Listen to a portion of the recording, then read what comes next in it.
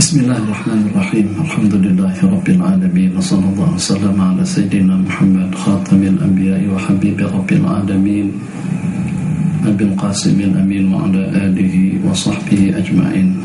Rabbi shrah li sadri wa yassir li amri wahlul 'uqdatam min lisani yafqahu qawli wa ba'd. Rabbi yassir wa la tu'assir. Rabbi tamim bi khair. Ahbabana fillah lulutan a'izza. Para penonton kita yang budiman, pada beberapa minggu yang lalu kita telah membicarakan tajuk yang senantiasa dan yang selalu diutak-atik, diceramahkan, dibicarakan, yaitu tajuk yang berkenaan dengan al-bid'ah. Bid'ah dalam ibadah, bid'ah dalam akidah. Jadi karena pada pertemuan kita yang pertama masih ada beberapa pertanyaan atau pembicaraan yang patut untuk kita hubungkan dengan al-bid'ah, maka atas pertimbangan daripada sahabat-sahabat kita akan lanjutkan pembicaraan kita pada petang hari ini. Mungkin yang sudah diiklankan itulah bid'ah 2. Pada pertemuan kita yang telah lalu, kita banyak komen tentang 2 buah hadis yang dijadikan sebagai acuan untuk membid'ahkan beberapa amalan yang di masyarakat. Hadis yang pertama, man ahdatsa fi amrina hadza ma laysa minhu fahuwa raddun. Dan hadis yang kedua, iyyakum wa muhdatsatil umur. Hadis yang pertama, barang siapa melakukan satu perkara baru dalam agama fahuwa raddun, maka itu akan tertolak. Dan hadis yang kedua, hindarkanlah diri kamu daripada perkara-perkara baru. Li'anna kulla muhdatsatin bid'ah, sebab perkara baru itu adalah bid'ah, dan tiap yang bid'ah itu adalah dhalalah, sesat, dan tiap yang sesat itu akan membawa ke dalam neraka. Jadi kita jelaskan pada pertemuan kita pertama tentang hakikat bid'ah dan hakikat perkara baru yang seperti apa yang dikatakan sebagai bid'ah dhalalah. Dan pada pertemuan itu kita misalkan dengan beberapa misal, seperti dengan seseorang yang pada tiap malam Jumat beramal dengan membaca surah Yasin, seperti juga dengan budaya yang memasyarakat di negara kita. Pada tiap bulan Rabiul Awal kita selalu dan senantiasa mengadakan perayaan zikra Maulidar Rasul sallallahu alaihi wasallam. Pada pertemuan kita di sore hari ini, tidak kalah pentingnya kita ingin menambahkan satu sudut penting dalam persoalan yang berkenaan dengan bid'ah, itu yang dijadikan sebagai landasan argumentasi, dalil dan hujah oleh mereka-mereka yang senantiasa dan selalu membid'ahkan amalan orang ramai, yang kalau pada saat perkara tersebut katanya tidak ada dalilnya atau tidak pernah dilaksanakan oleh Sayyiduna Rasulullah sallallahu alaihi wasallam. Jadi kita ambil topik pembicaraan, apakah tiap perkara yang Nabi kita tak lakukan itu berarti bid'ah? Itu pertanyaannya. Apakah tiap perkara yang Nabi kita tidak pernah buat, Nabi kita tidak pernah laksanakan, itu berarti bid'ah, dhalalah, sesat, menyimpang daripada ajaran? Jadi selalu saja seperti itu. Kenapa tidak boleh mengadakan kenduri arwah? Sebab Nabi kita tak pernah buat. Kenapa tidak boleh melaksanakan Maulid Rasul? Karena Nabi kita tak pernah buat. Kenapa tidak dibenarkan dengan kita memperingati Ma'al Hijrah atau juga perayaan Al-Isra wal Mi'raj? Alasannya karena Nabi kita tak pernah buat. Kenapa tidak boleh zikir beramai-ramai, dipandu dan dipimpin oleh imam, atau berdoa salah satu daripada kita yang berdoa sementara dengan makmum atau juga dengan orang ramai mengaminkan? Itu juga bid'ah. Kenapa? Karena Nabi kita tak pernah buat. Jadi pertanyaan kita, apakah memang betul seperti itu? Kalau pada saat Nabi kita tak buat, berarti bid'ah atau berarti haram, berarti terlarang. ternyata setelah kita buka lembaran hadis dan setelah kita menyingkap hakikat yang sebenarnya, ternyata terdapat beberapa perkara yang Nabi kita tinggalkan bukan karena tidak boleh, bukan karena haram, bukan karena terlarang.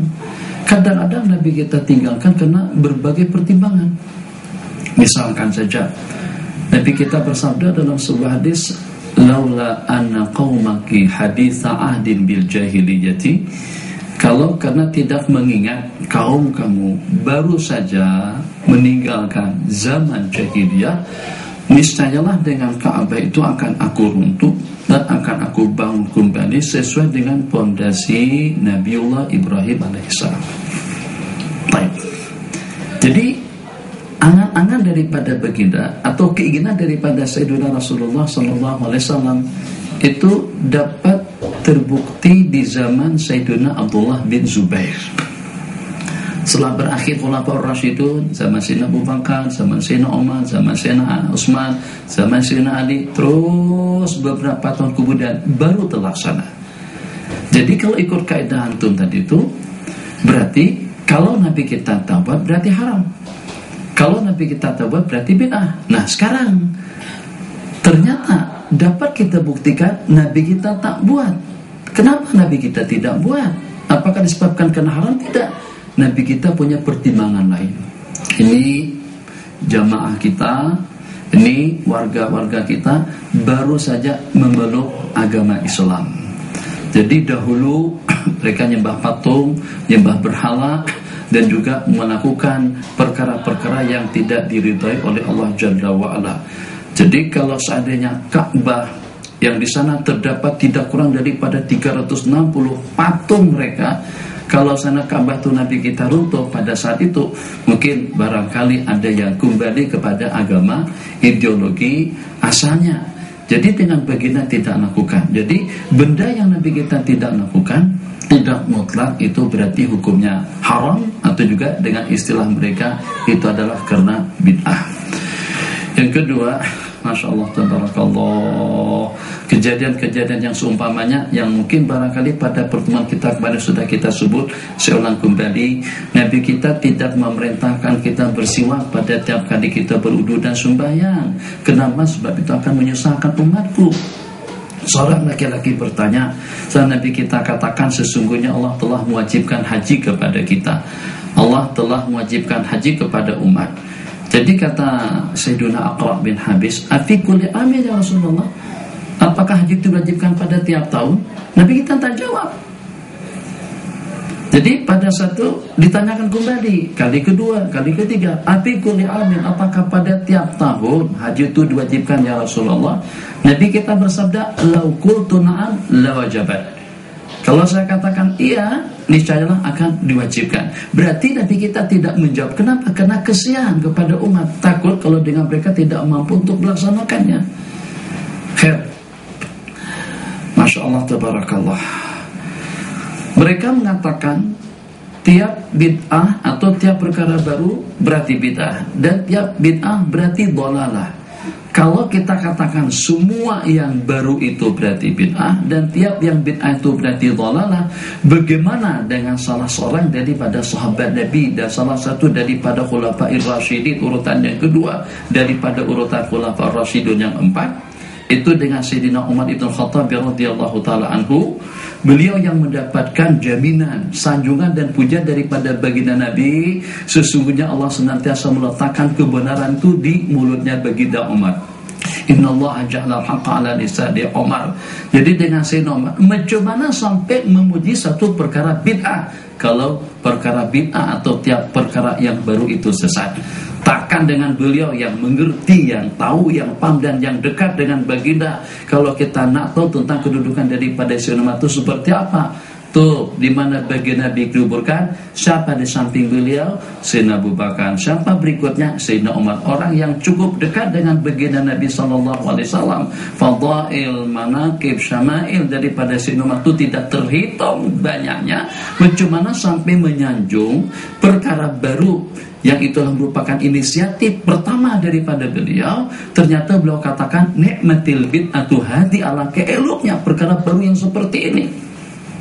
Kalau tiap perkara baru bid'ah dolalah. Kenapa dipuji sama salah satu daripada khulafa ar-rasyidin?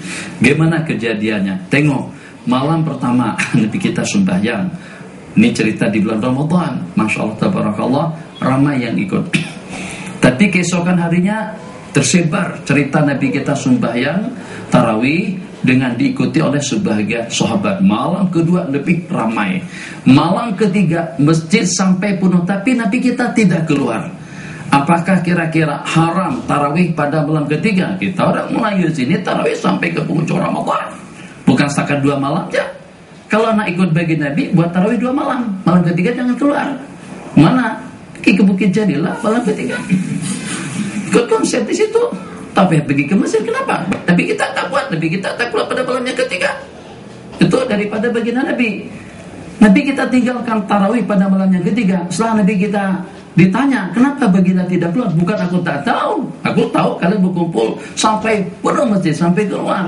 Tapi aku khawatir kalau tarawih itu nanti diwajibkan kepada kalian, dan kalian tentu tidak akan mampu untuk melaksanakannya.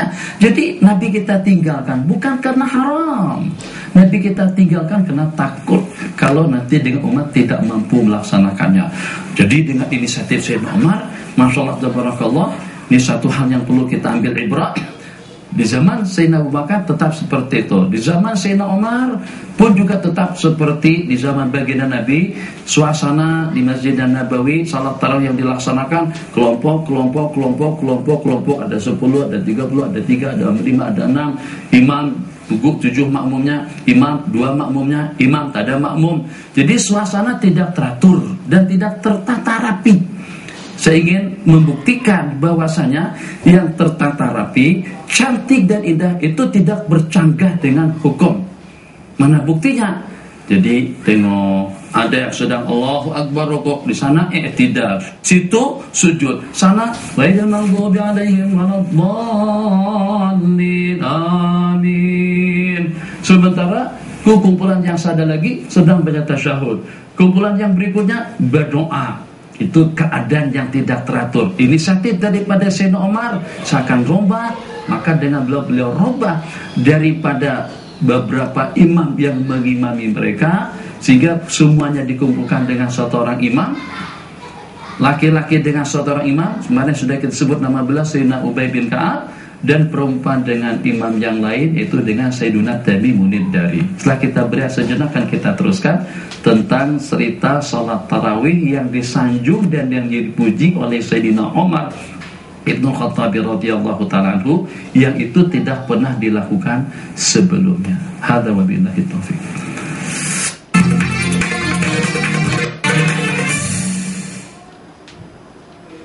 Pusrawi International College of Medical Science (PICOMS) menawarkan kemasukan Januari 2013, diploma farmasi, kejururawatan, pembantu perubatan, dan banyak lagi.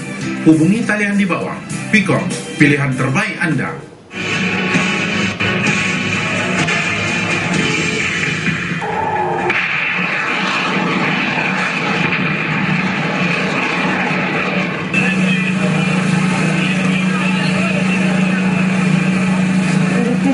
معنا مع فلسطين انه ناخذ الحريه ونحبسوا الاعداء اليهود اللي اجوا عملوا فينا زيات، نشوفهم قدامنا محبوسين. Terdapat beberapa tempat kawasan-kawasan di Gaza seperti di hospital, di sekolah, di tempat awam, rumah-rumah penduduk, tempat yang dibom oleh pihak Israel itu sangat mengerikan dan sangat menyedihkan mata bagi kita melihat.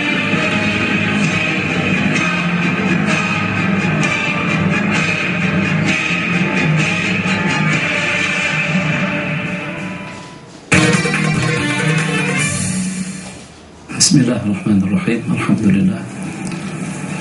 Wassallallahu ala sayyidina Muhammad wa ba'd. Tadi telah kita ikuti perubahan yang berlaku di zaman Khalifah Umar bin Khattab radhiyallahu ta'ala anhu, di mana dengan beliau setelah melihat suasana dan keadaan sembahyang tarawih di Masjid Nabawi yang tidak terlalu menyenangkan beliau, disebabkan karena keadaan yang tidak tertata dan juga tidak rapi, maka beliau buat keputusan sebagaimana telah kita katakan tadi, semuanya diimami oleh satu orang imam, surah yang biasanya dibaca sampai sekian ratus ayat itu diperpendek, tapi dengan jumlah rakaatnya ditambahkan.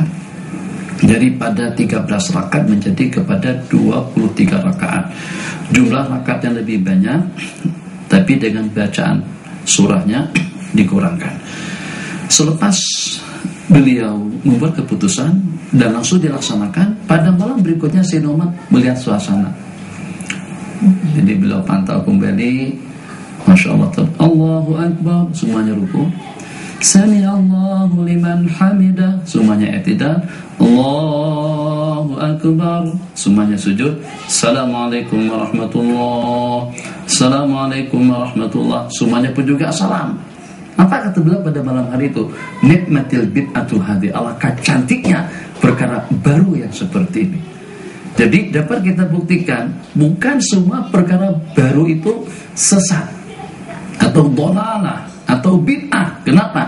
Ini satu perkara baru yang dipuji oleh Sayyidina Umar Ibn Khattab radhiyallahu ta'ala.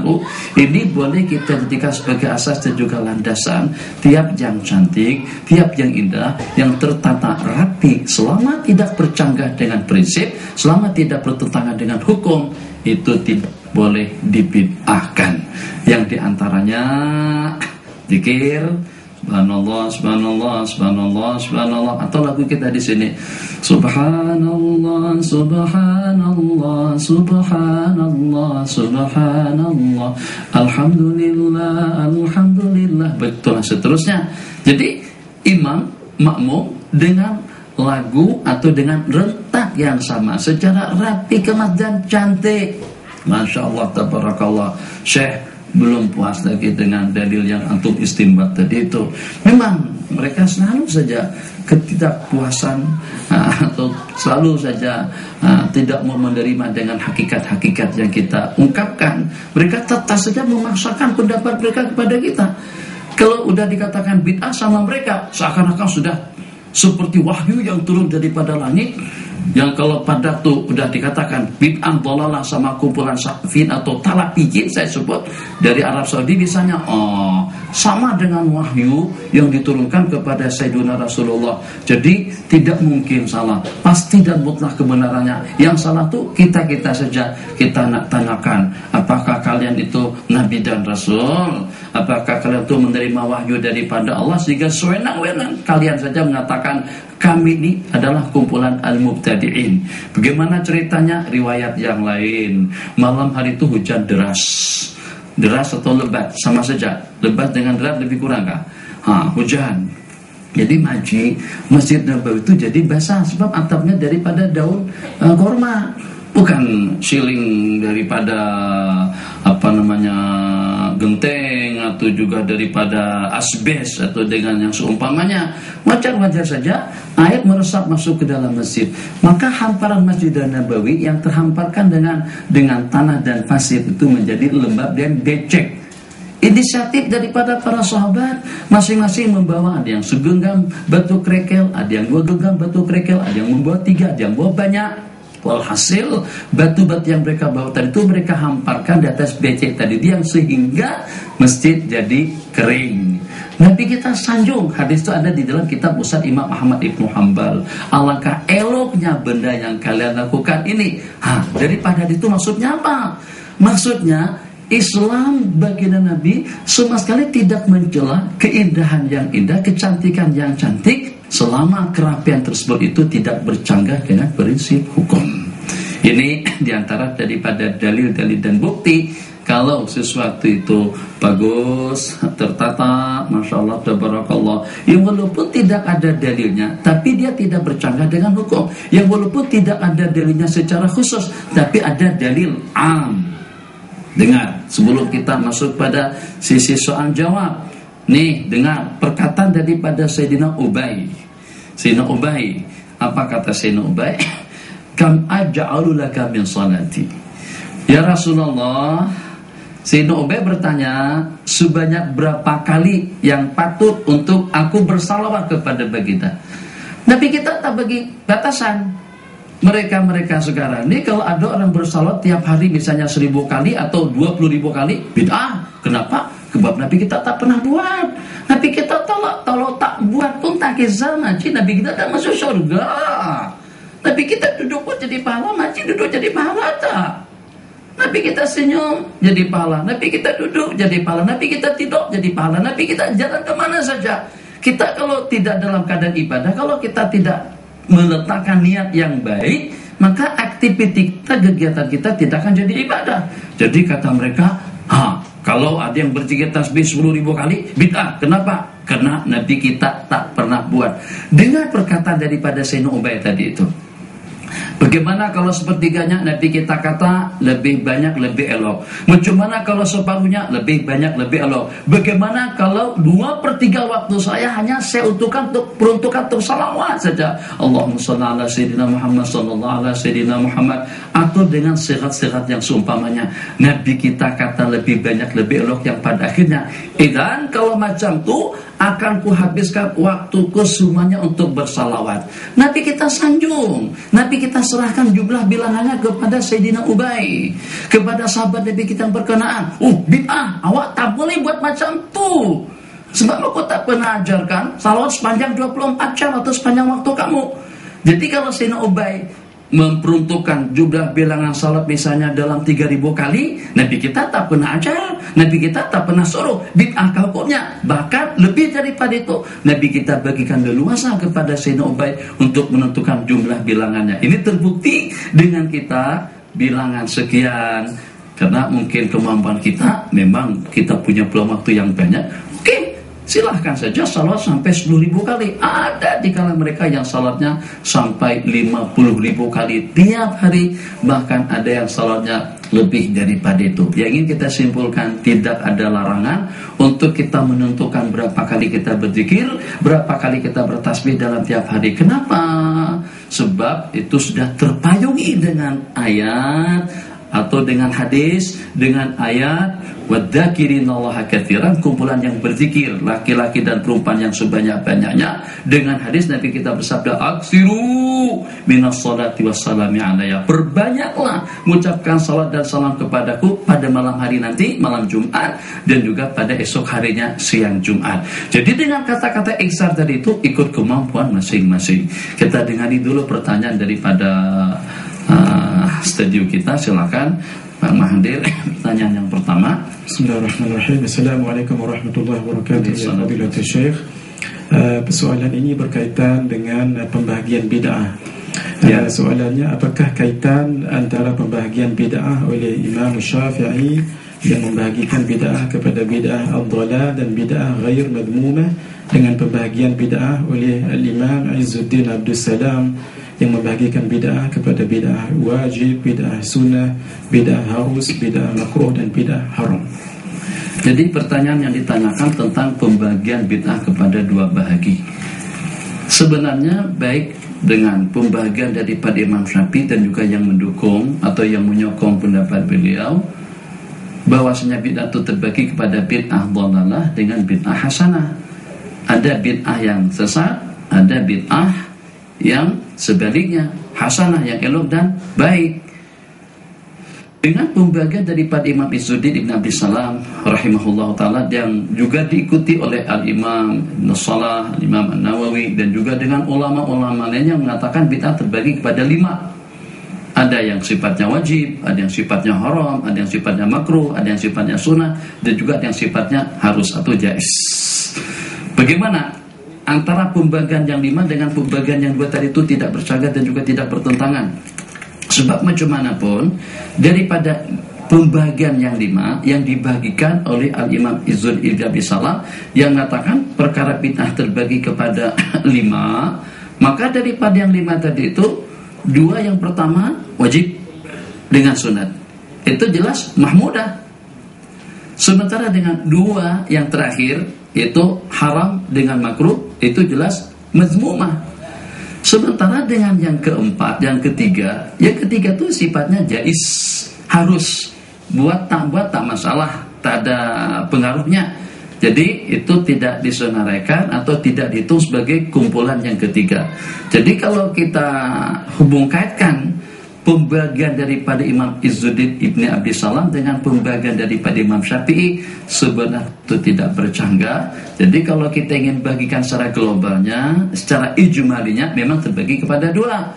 Tapi kalau kita nak pecah-pecahkan, sebab yang namanya elok, bid'ah itu elok, tapi keelokannya tadi itu sampai ke tahap mana? Martabatnya seperti apa? Ada yang eloknya seperti adanya hospital misalnya, tak ada zaman Rasulullah, tak ada, klinik pun tak ada.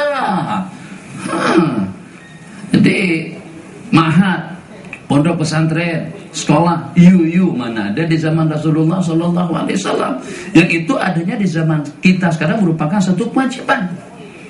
Tapi ada di antara daripada hal-hal yang barangkali pada urutan yang kedua. Misalkan saja seperti rumah warga emas. Nah, itu satu perkara yang cantik. Supaya kita mudah mengaji, maka dibuatkan ribal, asrama. Itu hukumnya termasuk daripada bid'ah hasanah. Nah, jadi seperti itulah. Jadi antara dua pembagian daripada dua orang tokoh besar tadi itu sama sekali tidak bercanggah. Silakan kalau ada pertanyaan yang selanjutnya. Assalamualaikum. Waalaikumsalam. Tuan Syekh, saya ada soalan. Apakah nasihat Tuan Syekh kepada orang awam seperti saya dalam menghadapi pelbagai pendapat berkaitan bid'ah seperti yang berlaku sekarang? Jadi macam mana kita menyikapinya? Memang kita ni orang jadi serba salah. Jadi nak ikut kemana? Ke sini salah, ke situ juga salah. Kalau macam tu, kalau tak nak tersalah jangan hidup. Jadi kita mau tak mau, kita sebagai orang mesti akan jadi kebingungan.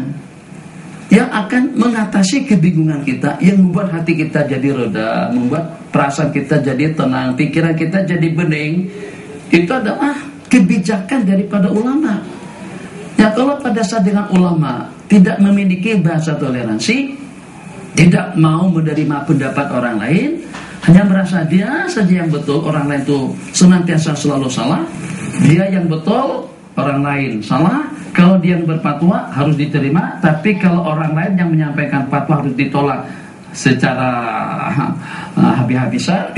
Jadi akhirnya kesan negatif atau kesan buruk daripada sikap yang terlampau ekstrim tadi itu, kita yang jadi mangsa. Akhirnya kita hidup dalam kebingungan. Ini malam Jumat ini kemana kira-kira? Malam Jumat ini pergi masjid kan Yasin, kata Ustaz Fathul Alam atau Ustaz Fathul Al-Ilim atau apa saja, bid'ah tak boleh baca Yasin malam Jumat. Jangan kalau macam tu, kalau aku pergi ke Bukit Jalil kebetulan ada saruhannya, ke konser saruhan saja malam tahun baru, misal saja seperti itu. Akhirnya jadi kita jadi bingung. Kesaruhan ada yang mengatakan haram sebab itu adalah mengikuti perkara yang hura-hura, tidak turut-turut, kita bukan dicipta untuk itu. Pergi ke masjid pun juga haram. Akhirnya kita duduk di rumah saja lagi. Bismillahirrahmanirrahim, ahya wa amur, kita baru kita beri saja, nanti kita lanjutkan. Hadza wabillahi taufik.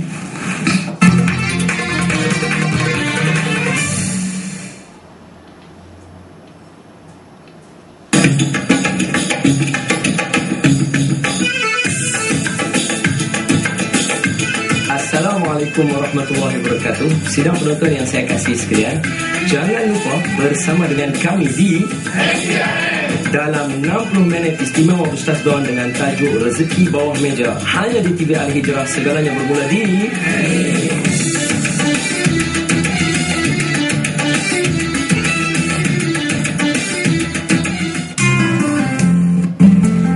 salah satu isu yang selalu orang bertanya pada diri mereka sendiri adalah bilakah mereka bersedia. Sesiapa yang mengambil anak angkat kemudian binkan kepada ayah angkat, ini adalah suatu bentuk dosa dalam Islam. Sama ada kakak nak ambil baby ke tidak, kakak kata nak. Saksikan Soal Wanita At-Tabanna Sabtu ini 12.30 hari hanya di TV Al-Hijrah. Segalanya bermula di sini. Bismillahirrahmanirrahim. Sallallahu ala sayyidina Muhammad wa ba'd. Kita dengar dulu pertanyaan yang selanjutnya sebelum kita lanjutkan jawaban terhadap pertanyaan yang kedua yang masih belum tuntas. Kita didengar jawabannya. Silakan. Assalamualaikum warahmatullahi wabarakatuh. Ya Syekh, soalan daripada Hando Muhammad Tayyib. Apakah bid'ah yang boleh membawa kepada kesesatan dan apakah kesan kepada iman kita? Jadi pertanyaan yang ditanyakan, apakah bid'ah yang boleh membawa kepada kesesatan dan juga kesannya, dampak negatifnya kepada iman dan yakin.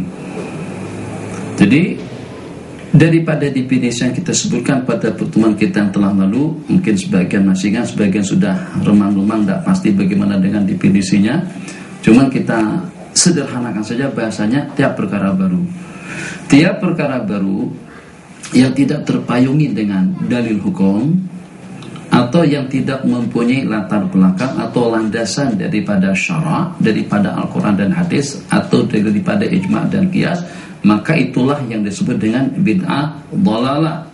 Jadi misalnya satu kumpulan kada waktu sembahyang takbir Allahu Akbar, muka dulu tangan macam tu baru ke sini.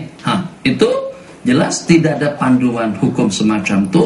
Nabi kita tidak pernah ajar dan juga tidak pernah restu dengan tambahan-tambahan yang sedemikian rupa. Atau pada turukonya Allahu Akbar atau ke samping macam itu. Itu jelas bid'ah dhalalah. Jadi kesan buruknya kepada iman, kepada tauhid atau kepada keyakinan seseorang tidak jauh berbeda pada saat dengan seseorang terbabit melakukan perkara-perkara maksiat atau juga perkara-perkara yang terlarang. Jadi sebagaimana seseorang yang terlibat melakukan dosa-dosa besar, perkara-perkara yang haram, itu akan berdampak negatif kepada iman dan keyakinannya. Nanti kita bersabda, tiap dosa kesalahan itu akan ditulis binti nokta sauda, bintik hitam di dalam hati seseorang. Dari waktu ke waktu terbabit lagi, terlibat lagi, maksiat lagi, mungkar lagi, bid'ah lagi, sehingga sampai hati menjadi gelap. Jadi tidak mustahil kalau pada saat dengan seseorang sudah memberanikan diri, melibatkan diri kepada perkara-perkara bid'ah, itu akan membawa kepada perkara kufur. Kenapa? Sebab perkara-perkara haram, perkara-perkara bid'ah itu sudah biasa dalam kehidupannya. Mungkin pada suatu ketika nanti yang pada saat kemaksiatan sudah dianggap biasa, dia tidak merasa sensitif pada saat mungkin akan terbabit melakukan perkara-perkara yang tidak diridhai oleh Allah Jalla wa'ala, yang boleh membawanya kepada ridha. Hada wal iyadu billah. Kita ada panggilan, silakan dari kalian. Daripada siapa dan di mana? Silakan. Assalamualaikum warahmatullahi wabarakatuh.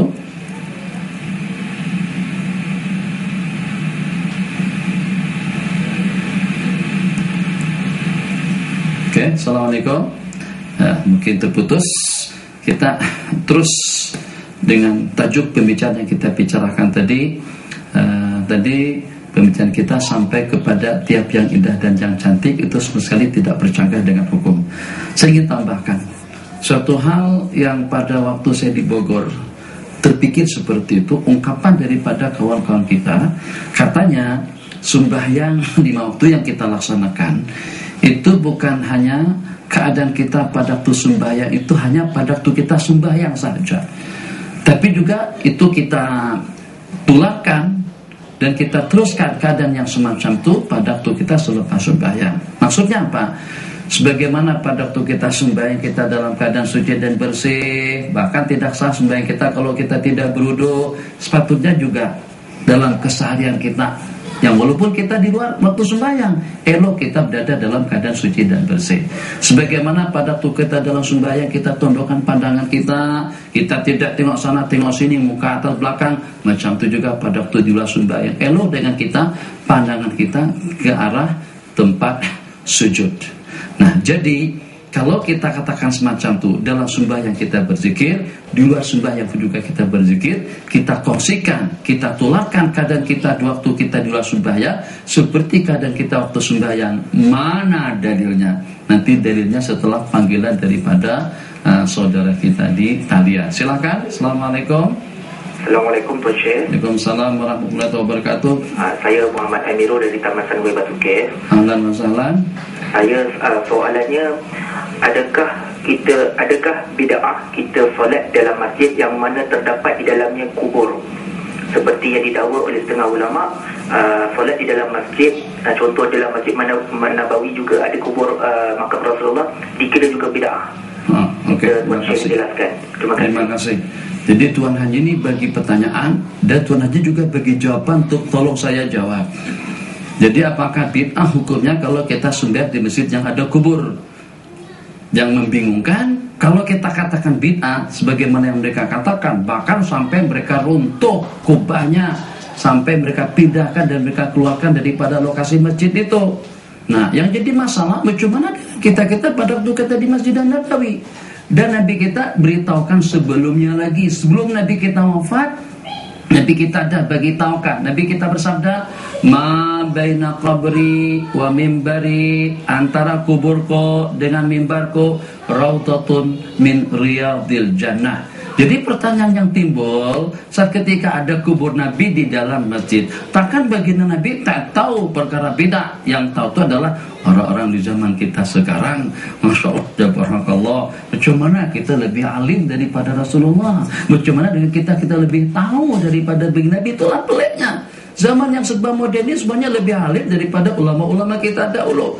Jadi dengan pertanyaan sudah terjawab tadi itu, kalau seandainya hukumnya bid'ah dhalalah, bagaimana dengan Al-Masjidil Haram yang di bawahnya terdapat kubur beberapa orang para nabi-nabi dan rasul, atau beberapa orang kubur nabi? Dan juga bagaimana dengan masjid yang dibangun di atas kubur 7 orang ahli kahfi? Makanya itu ulama mengatakan makna hadis la'anallahu al-yahud takhadhu qubur anbiya'i masajida. Allah laknat orang-orang Yahudi yang menjadikan kubur-kubur para nabi-nabi mereka sebagai masjid. Makna daripada ittakhadhu qubur anbiya'i masajida bukan bangun masjid atas kubur, maksud hadis. Yang dimaksudkan itu sujud ke atas kubur, tulisannya, terus kita sujud ke situ. Itu mana masjid. Itu yang tak boleh. Tapi kalau membuat bangunan masjid dekat kubur, di samping kubur orang soleh, itu tidak ada larangan yang menghalang. Oke, silakan pertanyaan yang selanjutnya. Daripada siapa dan di mana? Talian kita. Assalamualaikum. Waalaikumsalam. Ya. Halo, assalamualaikum. Waalaikumsalam warahmatullahi wabarakatuh. Ya, saya Julia Sari dari Kulim Kedah. Setengah orang ada yang melongkan azan sebelum nak menguburkan mayat. Apa hukumnya itu bid'ah yang diharamkan ataupun macam mana?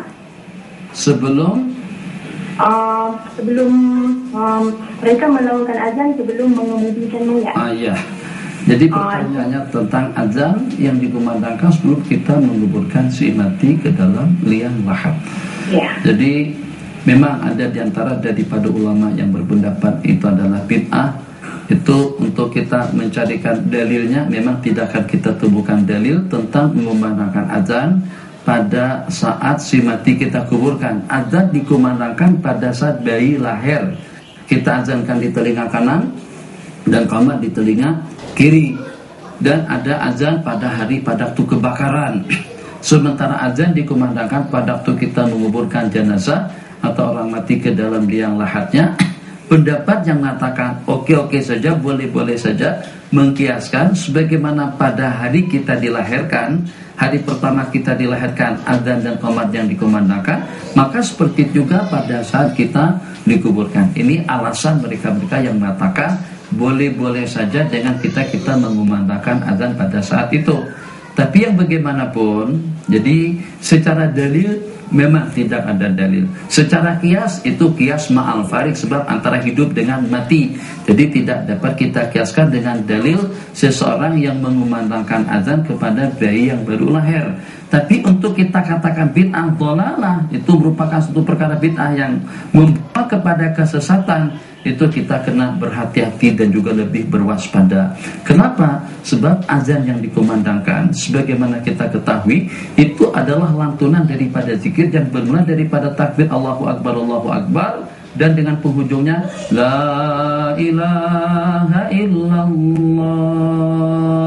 Itu semuanya daripada permulaannya sampai ke penghujung adalah kumpulan daripada zikir, bahkan ada diantaranya adalah ucapan 2 kalimat syahadat. Jadi secara pribadi saya tidak menyokong dan tidak berani dalam waktu yang sama untuk membid'ahkan orang yang berbuat perkara seperti itu, tapi dalam waktu yang sama tidak mendukung, tidak menyokong mereka-mereka yang melantunkan azan pada saat si mati dikuburkan atau diletakkan ke dalam liang lahat. Jadi saya tidak menyokong mana-mana pihak, tidak berani untuk mengatakan itu sebagai suatu perkara bid'ah, sebab dalam aturan zikir yang secara amnya zikir di mana-mana pun boleh. Dan juga dalam waktu yang sama tidak mendukung mereka-mereka yang mengamalkannya. Sebab kenapa? Sebab memang tidak kita temukan dalil yang memberikan peluang kepada kita untuk kita beramal dengan perkara seperti itu. Ahbabana fillah, tadi perkara ketiga ingin saya tambahkan, itu tentang mengongsikan keadaan keseharian kita dengan keadaan kita pada waktu kita sembahyang. Pikir. Mana dalilnya dengan kita dituntut selepas kita sembahyang dalam keseharian kita seperti keadaan kita pada waktu kita sembahyang? Kalau satu persatunya memang ada dalilnya. Menundukkan pandangan, memang kita disuruh untuk menundukkan pandangan. Qulil mu'minina yaghuddu min absarihim, itu ada. Wa qulil mu'minat juga seperti itu. Kita laki-laki dan perempuan disuruh untuk menundukkan pandangan kita. Jadi kita ingin ambil kesimpulan daripada permasalahan tadi itu.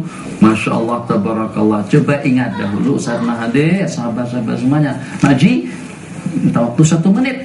Jadi pada saat Al-Isra' wal Mi'raj, Nabi kita menerima sembahyang pada malam hari itu dalam berapa kali, Haji? Allah wajibkan sembahyang kepada baginda pada malam Isra wal Mi'raj 5 kali kah atau 50 kali kah? 50. Oke, 50 kali sembahyang. Kalau 50 kali sembahyang, untuk yang 5 waktu sembahyang pun sudah memerlukan waktu tidak kurang daripada dalam setengah jam. Betul. Untuk yang 5 waktu. Kalau setengah jam kali 50 baru 5 jam. Tapi ternyata setengah jam untuk 5 waktu tidak cukup. Dengan wudhunya, dengan berpakaiannya, Masya Allah, tabarakallah, Allahu Akbar. Jadi tiap sembahyang memerlukan waktu barangkali tidak kurang daripada 15 menit. Kalau kita jumlahkan, waktu 24 jam itu semuanya sembahyang. Kalau seandainya 50 waktu sembahyang yang diwajibkan Allah kepada kita, berarti kita sudah takdan untuk makan, untuk minum, untuk tidur, untuk berehat, untuk konser, untuk senami robek, hai dan lain sebagainya. Habis waktu kita untuk melaksanakan sembahyang yang 50 waktu tadi itu.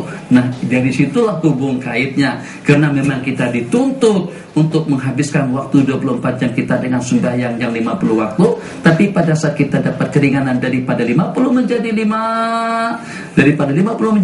maka paling tidak bagian-bagian tertentu dalam sembahyang elok kalau kita teruskan, kita masyarakatkan dalam keseharian kita sepanjang 24 jam atau sepanjang waktu dan hari kita. Bapunafilah, sebentar lagi kita akan merayakan hari tahun baru.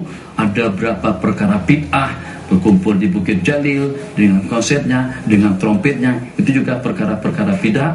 Nah, untuk kita mengatasi supaya tidak leluasa perkara-perkara bid'ah itu dilakukan, kita menjemput penonton kita semuanya untuk bersama kita nanti di Masjid Shah Alam pada hari Senin malam Selasa selepas maghrib. Kita melaksanakan salat tasbih, zikir dan munajat, memohon dan meminta kepada Allah Jalla wa'ala agar sepanjang tahun kita terperisai diri kita, hati kita dan aktiviti kita daripada segala kejanggalan hidup. Hadza wabillahi taufik wa sallallahu ala sayyidina Muhammad wa ala alihi wa sahbihi wasallam.